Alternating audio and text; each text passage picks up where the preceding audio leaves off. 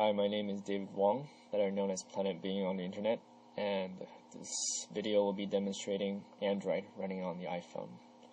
This is an iPhone 2G, and we demonstrated the Linux kernel running on this device over a year ago, and unfortunately I got distracted with the iPhone 3GS jailbreak, and there was some months where I had a hiatus when I wasn't working on the iPhone at all. And so things got a little delayed. But now I'm back and going to show you some cool stuff. So I wanted to be in the iPhone OS when this video started, just to demonstrate that the iPhone can in fact dual boot both the iPhone OS and Android. So even if you install Android on your phone, your iPhone can still be used normally. So first we're going to shut down the iPhone. Anyway, as you can see from the reflection, I'm using a very primitive tripod and an iPhone 3GS to record my video.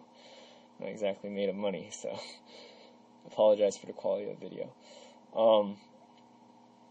Okay, so this is the OpenIBoot bootloader that you guys were shown in the previous video.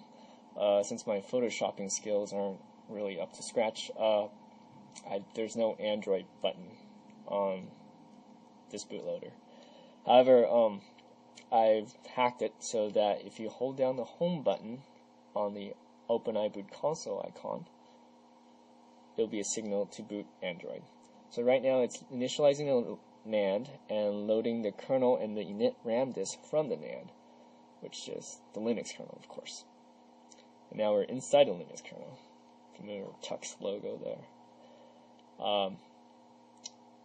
Basically, my RAM disk mounts some loopback partitions on the data partition on the NAND, and then instructs Android to use that before passing control over to Android.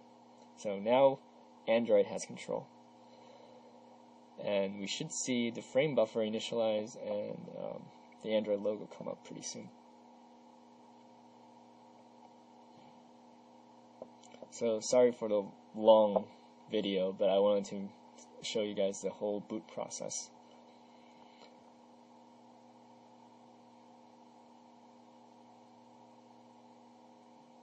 So the Android logo with a nice little animation.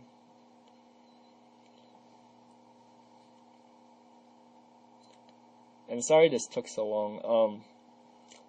Last time there was a release, people made fun of iPhone Linux, deservedly, for not having any of the drivers and not being really usable. But, so I wanted to make sure that everything was usable before I showed this off. So Android's booted. I have a Rogers prepaid set in here, so there it is, Android. Of course, it's not really production quality yet. I'd say it's alpha quality. But pretty much everything works. First, we'll associate to the Wi-Fi.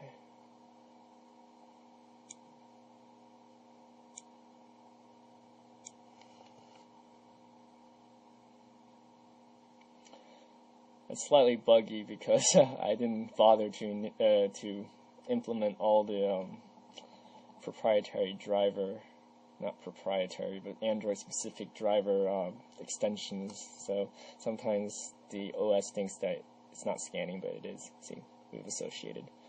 So I guess one of the things we can show you is how to browse the web.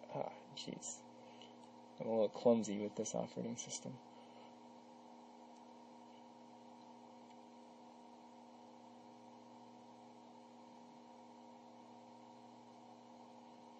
There's a little bit of a button shortage on the iPhone, so I've repurposed the volume button as the call and home buttons.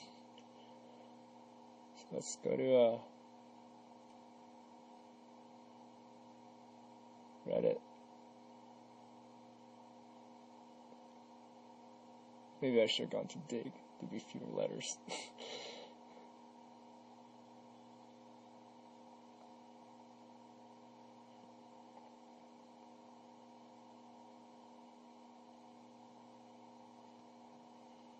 So as you can see, it's pretty usable.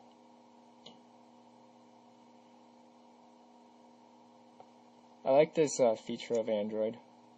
Get a little zoom thing. You can quickly find the portion of the page you're interested in, and it'll zoom out for you.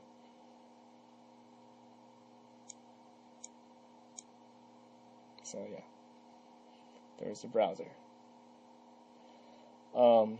Second thing is probably playing music. I have to manually scan for music because it's designed to work with an SD card, which obviously the iPhone is not equipped with. This again. It's hard to operate this thing behind a camera. It's a little sluggish, but as I've told you before, it's running the debug version of everything. There's actually a garbage collector running inside of Linux kernel right now, just to make sure I don't have any memory leaks.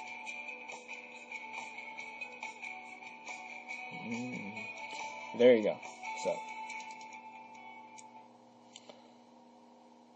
playing music. Last thing I want to show you is making a call with it. There's this joke on the internet about the GNU phone where you had to give something like 20 command line arguments to place a call. And on Slashdot I read that there ought to be 2 kernel versions, one for answer mode and one for dialing mode. I actually considered doing something like that as a joke, but it was more trouble than it's worth. So I'm going to use my desktop here to send an SMS to this phone. What should I say? Hello world is always a good option. Just make sure I don't make any typos typing with one hand.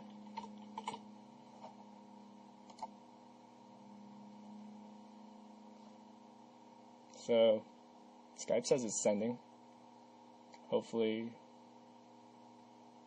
I will receive the message in a second. And there it is.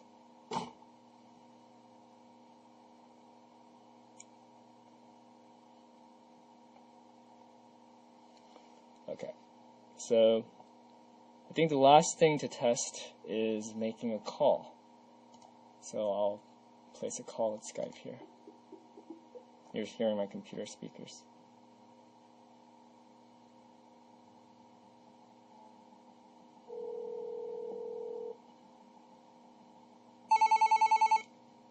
There we go. Click the answer button. Alright, so you can hear me in the speakers. Hello? Hello? There you go. So I just put it next to my... Sorry, there's the GM7 noise. So I'm gonna try to hang up. And that's pretty much it. So check out our blog at linuxoniphone.blogspot.com. If you can throw in a couple of bucks for donations, I'd really appreciate it. If you could throw in a couple of lines of code to help with this project, I'd appreciate that even more. There's plenty of ways people can contribute. That's pretty much it. Thanks, guys.